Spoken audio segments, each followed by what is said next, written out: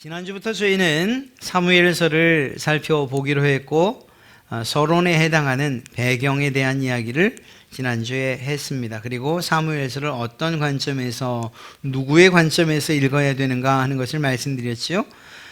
정말 이 성경의 전체가 다 그렇지만 특별히 우리가 살펴보게 될 사무엘서의 주인공은 누군가? 훌륭한 위인들, 본받아야 될 그러한 신앙의 위인들인가? 아니라고 말씀드렸습니다.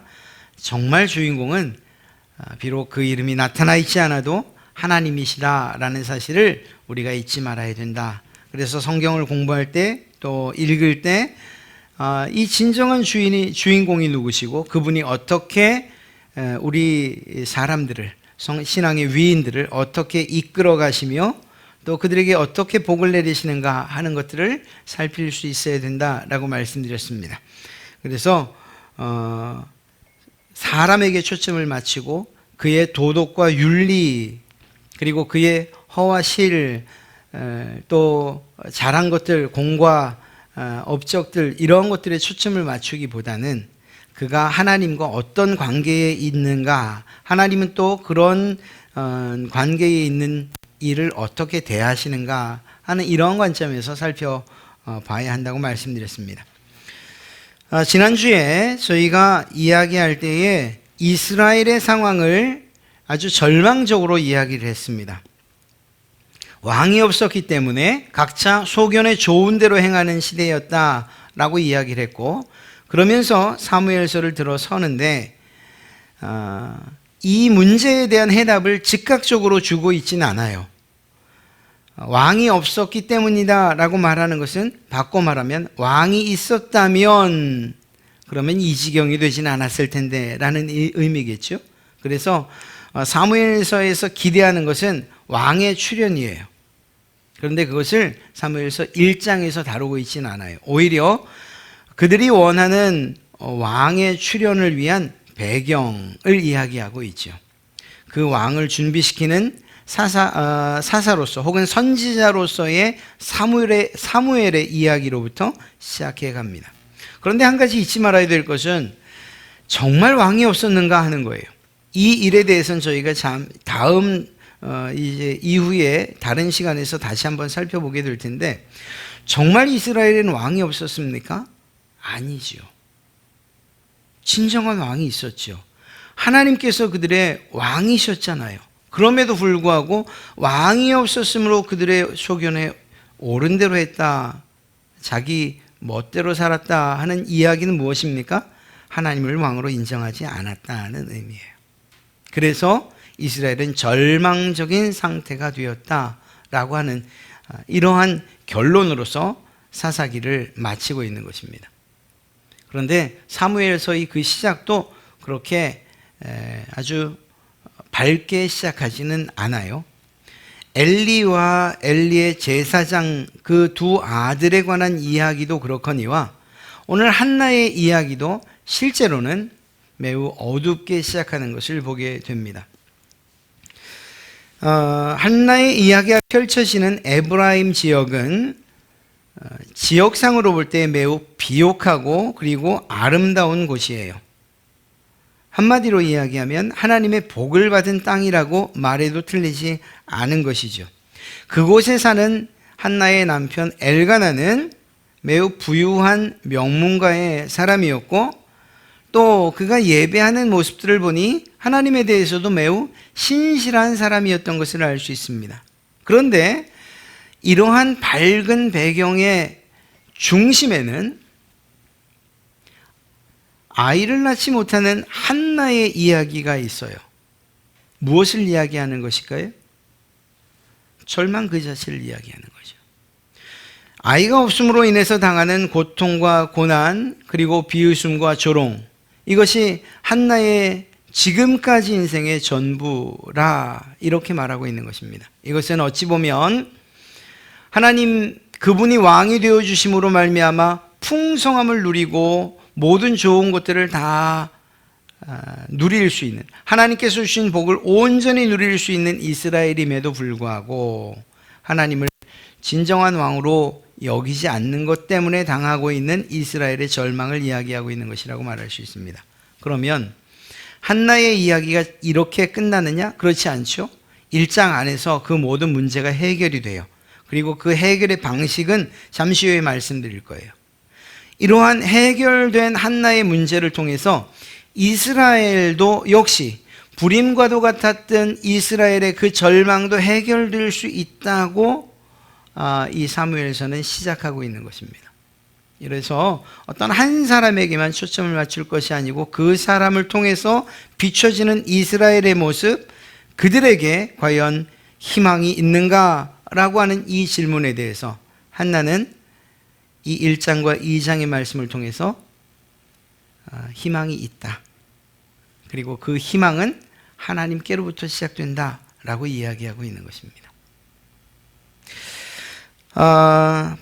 한나라고 하는 그 이름의 뜻은 풍성한 은혜라고 하는 그러한 의미가 담겨져 있는 이름이에요.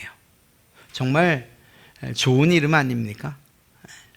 실제로 우리나라 많은 가정 그리고 그 자녀들의 이름에 은혜 은자를 쓰는 경우가 정말 많죠. 저희 집만 봐도 그래요. 첫째는 기은이고 둘째는 주은이에요. 하나님의 은혜가 없이는 살 수 없다는 그러한 표현일 뿐만 아니라 더 나아가서는 하나님의 은혜가 우리 아이들의 삶 가운데 풍성하기를 바라는 마음으로 지은 이름이죠. 아마 한나도 그랬을 것입니다. 한나의 부모가 그 이름을 지을 때 하나님, 이 아이에게 하나님의 은혜를 풍성히 베풀어 주십시오 라는 그런 의미로. 그런데 그 이름과는 다르게 안타깝게도 그 은혜를 조금도 경험할 수 없는 상황이었어요. 한나는. 이유는 한나에게 자녀가 없었기 때문입니다. 한나는 자녀가 없다는 것 때문에 괴로움을 당해야 했어요. 자녀가 있는 분인나에게 업신여김을 당해야 했어요. 그리고 이런 업신여김과 괴로움 때문에 이것이 그에게는 가장 큰 약점이 되었고 그리고 상처가 됐어요. 남편인 엘가나는 어떻게 하면 그의 상처를 위로해 줄 수 있을까? 싸매 줄 수 있을까? 고쳐줄 수 있을까? 분인나보다 더 많은 사랑을 쏟았지만 그것은 그 무엇으로도 메꿔지거나 치유될 수 없는 그런 상처였던 것이에요. 이런 상처를 안고 있는데 어떻게 풍성한 은혜라는 그 이름이 이루어진 것이라 말할 수 있겠습니까? 위로를 받아야 할 하나님의 집에서는 더욱 많은 치욕과 성경에 나온 말씀대로 한다면 업신여김을 당해야 했어요. 바로 분인나에게 예배드리러 간 그 자리에서 말이에요. 그것 때문에 슬픔과 눈물로 음식조차 먹을 수 없는 그러한 지경에 놓이게 되죠. 이런 처지에 있는 한나를 향해서 풍성한 은혜를 받은 자요 라고 누가 감히 말할 수 있겠냐는 거예요. 여러분, 고통과 고난이 은혜입니까? 저는 그렇게 생각하지 않아요.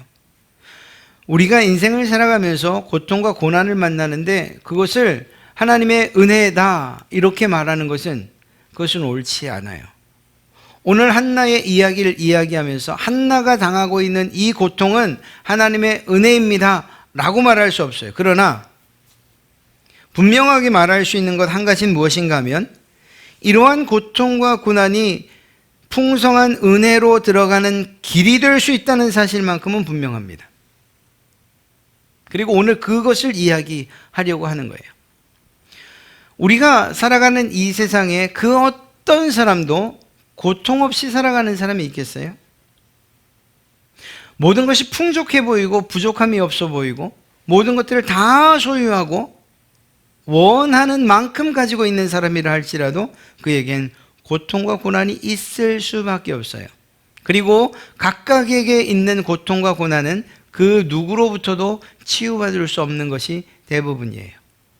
때로는 부부 사이에서도 서로 위로해 줄 수 없는, 치료해 줄 수 없는 그러한 상처들을 안고 있는 경우가 있지요. 하물며 다른 사람이 어떻게 누군가를 위로하고 그 상처를 싸매줄 수 있다고 감히 말할 수 있겠습니까? 한나는 바로 그런 고통을 가지고 있는 여인이었습니다. 성경을 읽다 보면 정말 이해할 수 없는 일들을 종종 만나게 되는데 그런 문장들을 읽게 되죠. 오늘 경우는 5절과 6절이 바로 그런 거예요. 한나에게는 갑절을 주니 이는 그를 사랑함이라. 그러나 여호와께서 그에게 임신하지 못하게 하시니 여호와께서 그에게 임신하지 못하게 하심으로 그의 적수인 원수인 분인나가 그를 심히 격분 업신여겨서 괴롭게 하더라. 반복되는 문장이 있죠. 그 무엇입니까? 여호와께서 그에게 임신하지 못하게 하시니 여호와께서 그에게 임신하지 못하게 하심으로. 하나님의 은혜가 풍성하길 원했던 그 한나에게 자녀가 없는 이유가 하나님께서 임신하지 못하게 하심으로라는 이야기예요. 무슨 말입니까? 한나가 당하고 있는 모든 고통의 원인이 하나님에게 있다는 이야기 아닙니까? 이런 것들을 읽을 때 정말 이해하기 힘든 거예요. 아니, 하나님은 풍성한 은혜를 갈망하는 그 여린 여인에게 은혜는커녕 왜 절망만 안겨주고 계신가? 그것이 여인의 문제라고 한다면 그러면 우리도 할 말이 없을 텐데 하나님께서 그 태의 문을 닫으셨다라고 성경이 기록하고 있으니 이것은 하나님에게서 그 문제의 원인을 찾을 수 있는 것 아닌가? 독하게 말하면 하나님께서 그에게 고통을 주시는 것 아닌가? 이런 정말 이해할 수 없는 상황을 맞이하게 되죠. 그런데 여러분 아십니까? 이렇게 절망이라고 기록된 이 단어가 여러분들에게 희망이라고 읽혀질 수 있는 이 놀라운 일을, 이유가 무엇일까요? 하나님께서 닫으셨기 때문에 절망이 아니라 희망이 될 수 있다는 거예요. 하나님이 닫으셨다는 것은 무엇을 의미하는 것일까요? 하나님이 여실 수 있다는 거죠. 하나님이 묶어 놓으셨다라고 성경이 기록하고 있다면 하나님께서 푸실 것이라. 하나님께서 하늘에 문을 닫으셔서 비를 멈추셨다. 이 말은 무엇이에요? 하나님께서 어느 날 그 문을 여실 때 비가 내릴 것이라는 것을 의미하는 거죠. 하나님께서 한나로 하여금 아이를 갖지 못하게 하셨다는 이 말은 바꿔 말하면 그것이 희망이라는 단어로 읽혀질 때에는 하나님께서 그에게 아이를 허락하실 것이다 라는 그러한 메시지로 우리에게 들려질 수 있다는 것입니다. 문제는 그것이 언제이냐, 어떤 과정을 통해서냐 하는 것이겠죠. 오늘 이러한 이야기를 통해서 한나가 자신의 고통과 그 문제를 해결하는 방식을 우리는 배우게 될 것입니다. 그리고 그것을 저는 길게 이야기하지 않을 거예요. 왜냐하면 매우 간단하고 그리고 우리가 많이 들었던 이야기일 것이기 때문에. 그것은 다른 것이 아니라 두 가지예요. 바로 예배와 기도입니다. 이 엘가나가 매우 신앙심이 깊은 하나님을 향해서 신실한 사람이었다는 것을 어떻게 알 수 있느냐? 이 1장 안에는 처음, 중간, 마지막에 한 가지 행위들이 기록되어 있어요. 그것은 바로 예배입니다. 3절과 19절, 28절이에요. 찾아서 읽어보면 그렇습니다. 3절에 이 사람이 매년 자기 성읍에서 나와서 실로에 올라가서 만군의 여호와께 예배하며 제사를 드렸는데 누가요? 엘가나가 그렇게 했다는 거예요. 그런데 이때에 혼자 올라가지 않아요. 율법상 가족을 데리고 가는 것이 의무는 아닙니다. 그냥 남자 혼자만 가서 제사를 드려도 괜찮아요. 그런데 엘가나는 그렇게 하지 않았어요. 모든 가족을 데리고 예배하는 곳으로 갔어요. 또 19절에서도 말하죠. 무엇이라고 말합니까? 그들이 아침에 일찍이 일어나 여호와 앞에 경배하고 예배했다는 이야기죠. 이때까지만 해도 엘가나가 주도적으로 예배합니다. 그런데 마지막 28절을 보면 그러므로 나도 그를 여호와께 드리되 그의 평생을 여호와께 드리나이다. 한나의 말입니다. 한나가 거기서 여호와께 경배하니라. 이 한나의 문제가 해결되어지는 데 있어서 가장 중요한 역할을 한 것이 무엇이냐라고 한다면 하나님께 예배하는 것이었다라고 이 사무엘서 기자는 이야기하고 있는 거예요. 그리고 그 예배 가운데에서 또 한 부분에 가장 중요한 것은 바로 기도입니다. 한나가 드렸던 바로 그 기도. 처음에는 엘가나라고 하는 가장으로 인해서 가장의 손에 이끌려서 예배를 했는지 몰라요. 그러나 하나님께서 그의 기도에 응답하시고 또 그의 슬픔과 눈물을 거두어 가신 이후에 한나는 스스로 예배하는 것을 보게 됩니다. 우리가 다음 주에 살펴보겠지만 엘가나에게 요청을 해요. 한나가. 내가 이제 22절인데요. 오직 한나는 올라가지 아니하고 그의 남편에게 이르되 아이를 젖대거든 내가 그를 데리고 가서 여호와 앞에 뵙게 하고 거기서 영원히 있게 하려나이다. 이렇게 요청했고 그리고 엘가나는 그것을 허락해요. 그리고 나서 한나는 사무엘의 손을 직접 잡고 데리고 제사장에게 가고 그리고 하나님께 아들을 드린 후 그리고 그는 예배해요. 기도를 통해서 응답받고 문제 해결을 받은 사람의 마지막이 무엇이냐? 예배인 거예요. 그러면 시작은 무엇이냐고요? 그건 역시 예배인 거예요. 하나님의 백성들에게 있어서의 예배는 그들의 정체성과도 같은 이야기입니다. 이것을 바꿔 오늘날 우리에게 이야기하라고 한다면 우리가 삶 가운데서 만나는 많은 고통과 문제들, 고난의 정말 슬픔과 눈물을 제거할 수 있는 그것을 변하여 웃음되게 하고 기쁨되게 할 수 있는 유일한 방법이 무엇이냐? 바로 예배라는 사실을 오늘 사무엘서 기자는 여러분과 저에게 이야기하고 있는 것입니다.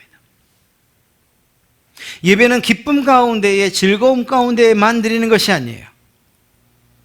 오히려 고통과 정말 억누를 수 없는 그러한 분노의 감정 그리고 그것으로 인해서 터져오르는 이러한 통곡을 가지고서 나오는 자리가 바로 예배의 자리여야 하는 거예요.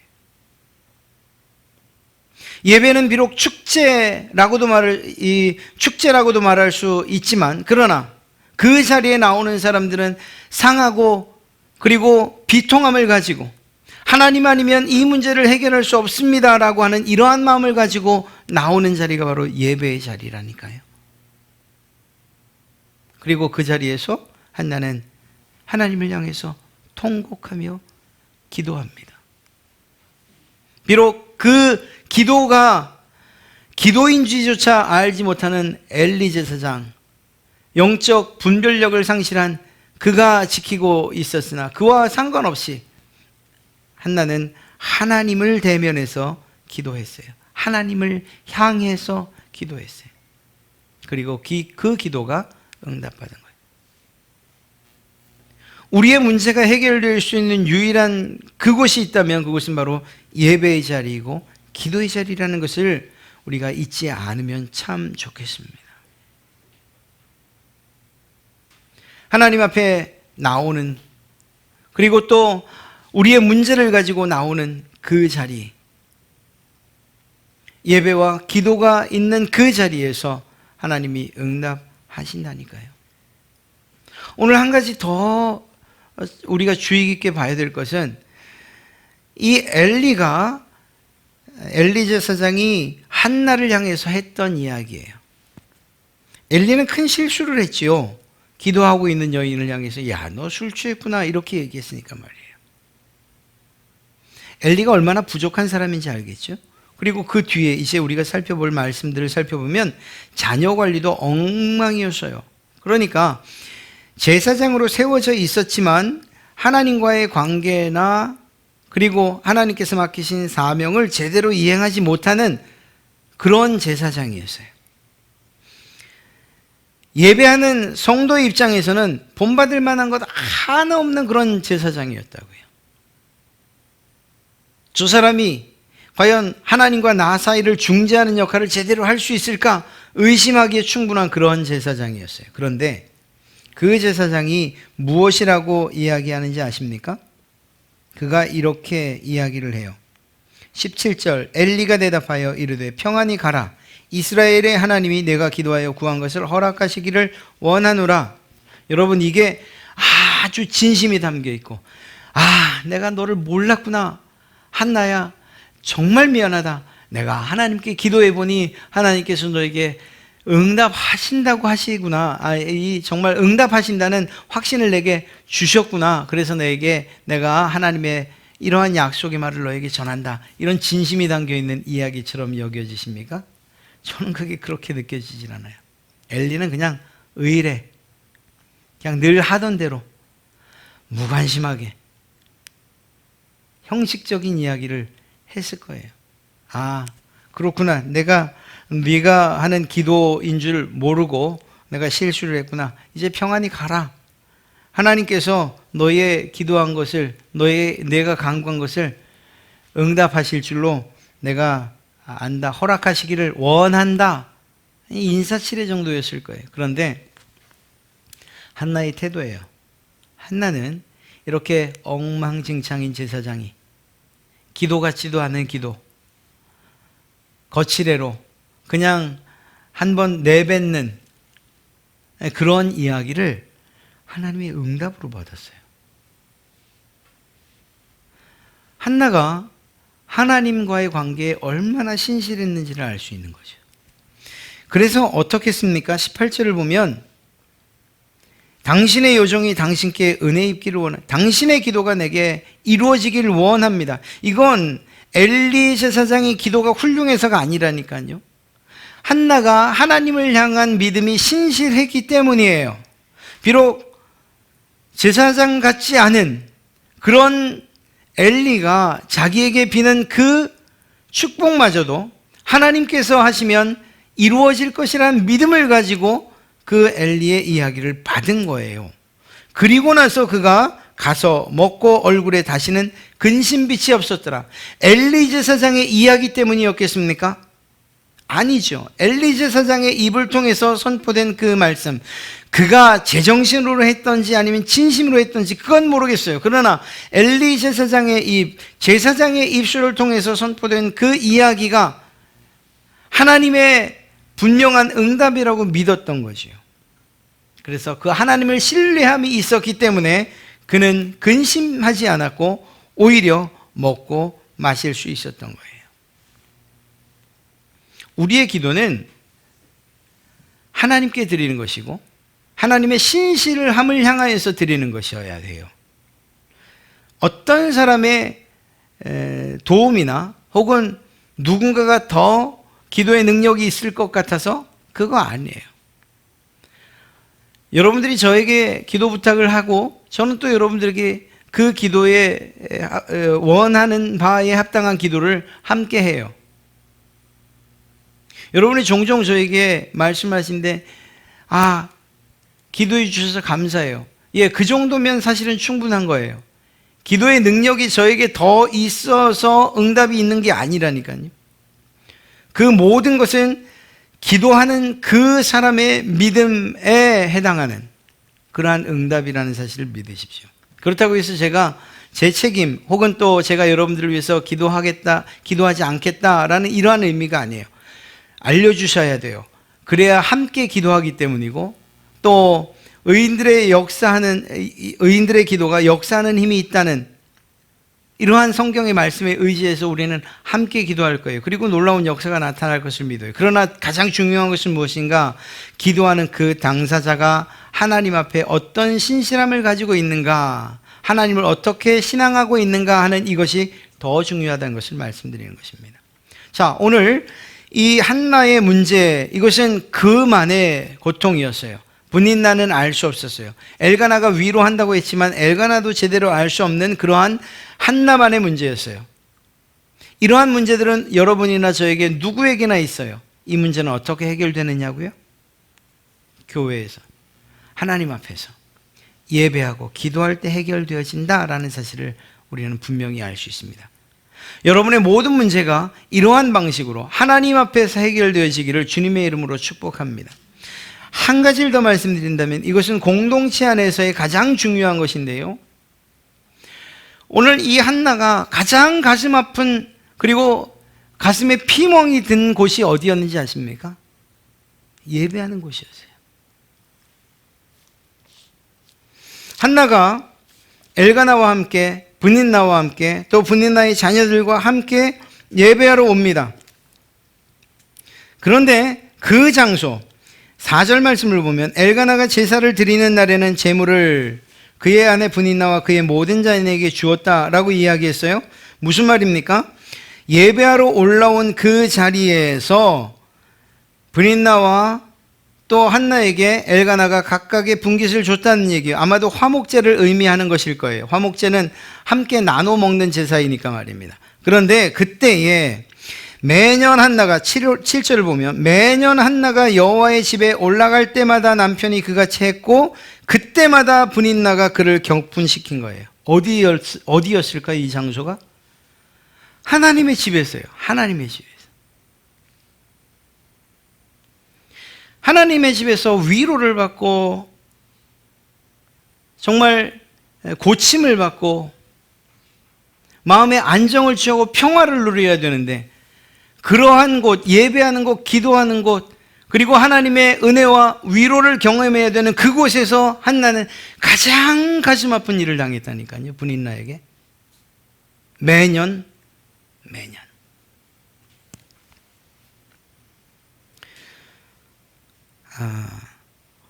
오늘날 교회가 어떤 곳이어야 되느냐라고 묻는다면 적어도 오늘 이 말씀이 기준이 될 거예요. 여러분, 교회는 어떤 곳입니까? 제가 여러분들과 함께 기도할 때 우리 이런 교회 되게 해주십시오 라고 기도하면서 드리는 기도의 제목 가운데 하나가 하나님, 우리가 가서 정말 영원한 안식을 누리게 될 그 천국을 맛보는 교회가 되게 해주십시오. 우리 갈릴리 교회가. 그래서 세상에서 힘들고 지치고 또 상처받은 그러한 성도들이 교회에서 말씀을 통해서 하나님의 은혜 가운데 치료를 받고 위로를 받고 새로운 힘을 얻는 그러한 곳이 되게 해 주십시오 라고 우리가 기도하잖아요. 그리고 우리 교회는 그런 곳이 되어야 하잖아요. 그런데 이곳에서 하나님의 진정한 위로가 누구를 통해서 부어질까요? 사람을 통해서 부어지는 거예요. 물론 우리가 기도할 때 하나님이 주시는 정말 강 같은 평화가 우리의 마음 가운데 우리의 심령을 정말 휘감을 때가 있어요. 그것을 주체할 수 없을 만큼 하나님의 평강이 우리 가운데 임할 때가 있어요. 그러나 교회 안에서의 위로는 하나님의 말씀과 더불어서 성도들 간에 서로가 서로에게 위로가 될 수 있다는 사실을 잊지 말아야 돼요. 엘가나가 브닌나에게 주었던 것보다 갑절의 것들을 한나에게 주었어요. 물론 그것이 그 당시에는 한나에게 위로가 되지 못했으나 하나님의 집에서 엘가나를 통해서 한나는 위로를 경험할 수 있었다니까요. 엘가나는 그것으로 한나를 위로했다니까요. 교회 안에서 각각의 성도들은 서로를 향해서 이러한 위로를, 하나님의 진정한 위로를 주고받을 수 있는 곳이어야 해요, 교회가. 그런데 만약 그곳에서 다른 사람들이 있는 것이 없어서, 아파서, 부족해서, 연약해서, 단지 그런 이유들 때문에 세상의 가치관을 가지고서 볼 때에 무엇인가 모자라다는 것 때문에 위로받아야 될 그가 누군가에게 상처를 받고 브닌나가 한나에게 했던 것처럼 격분히 노엽게 됨을 당하고 그리고 그것 때문에 정말 불쌍히 여겨지고 그것 때문에 울고 먹지 않는 이런 일이 교회 안에서 발생한다면 그것이 정말 하나님께서 기뻐하시는 교회겠느냐 하는 거예요. 타인의 아픔을 조롱거리가 아닌 공동의 기도의 제목으로 삼을 수 있는 교회가 되기를 정말 바랍니다. 함께 아파하고 함께 즐거워할 수 있는 곳이 우리 갈릴리 교회가 되기를 주님의 이름으로 축복합니다. 있는 모습 그대로 인정하고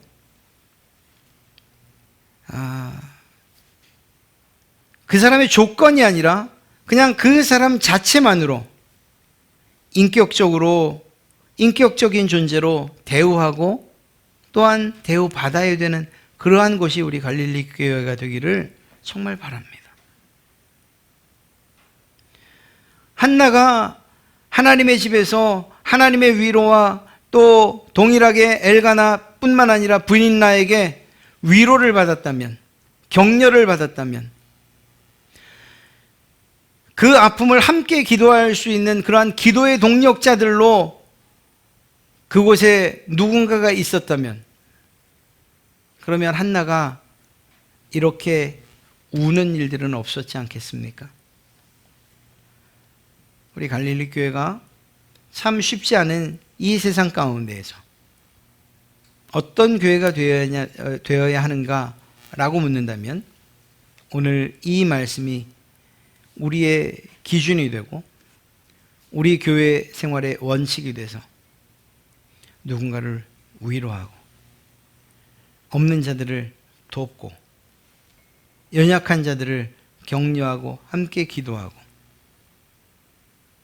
그래서 한 사람 한 사람이 하나님 앞에서 중요하다는 사실을 모두 인식할 수 있는 그런 교회. 제가 늘 말씀드리지 않습니까? 교회는 그 어떤 누구도 존재의 이유가 없는 사람이 없습니다. 그 누구도 어린아이, 갓난아기라 해도, 연세가 많은 어르신들이라 해도 이 교회는 필요하기 때문에 하나님이 보내주셨다는 거예요. 반드시 필요하기 때문에. 존재만으로도, 있다는 것 자체만으로도 힘이 되고 용기가 되고 서로에게 위로가 되기 때문에 이 자리에 불러주셨다는 사실입니다. 사랑하는 성도 여러분, 교회는 그런 곳이어야 돼요. 내 아픔과 내 상처가 치료받아야 되는 곳임과 동시에 나 아닌 또 다른 사람이 역시 마찬가지로 위로와 격려를 받아야 되는 곳이에요. 시기 때문에 조롱이나 혹은 경노함을 당해야 되는 그러한 것이 아니고, 그런 것들이 내려놓아지고 오히려 주님께서 우리에게 베풀었던 그 상황들을 생각하면서, 예수님께 나왔던 사람들을 여러분 아십니까? 어떤 사람들이 나왔죠? 병자들이 나왔어요. 아픈 사람들이 나왔어요. 귀신 들린 사람들이 나왔어요. 예수님을 둘러싼 많은 사람들은 율법을 지키는 그러한 사람들이었고 나름 하나님 그분을 사랑한다고 하는 사람이었어요. 그리고 예수님의 주변에 있었어요. 그런데 그들이 어떤 사람들이 예수님에게로 오는 것을 막았습니까? 어린아이들이 오는 것을 막았어요. 문둥병자가 오는 것을 막았어요. 혈류병 걸린 여인이 예수님께로 다가오는 것을 막았어요. 아니, 막진 않았어요. 그러나 그들이 쉽게 가까이 올 수 없었던 이유가 뭐예요? 오면 돌 맞으니까. 위로를 받기 위해서 예수님께로 오는데 돌을 맞아요. 그러니까 멀리 있어서 소경 바디메오가 외칠 수밖에 없었어요. 나사렛 예수여, 불쌍히 여기소서. 그가 그렇게 먼 곳에서 예수님을 향해서 외쳐야 됩니까? 아니, 예수님께 가까이 나와야지요. 나와야죠. 그리고 그것을 누구도 막지 말아야지요. 나는 그 은혜 가운데 있는데 너는 안 된다고 누가 말할 수 있겠습니까? 예수님은 오히려 그런 것들을 거절하셨어요. 거부하셨어요. 누구도 내게 오는 것을 막지 말아라 라고 하셨고, 오히려 주님이 그에게로 다가가셨어요. 움직이지 못하는 38년 된 병자에게는 주님께서 나아가셨어요. 어찌할 바 모르는 삭개오에게는 주님께서 나가서 먼저 말을 거셨어요.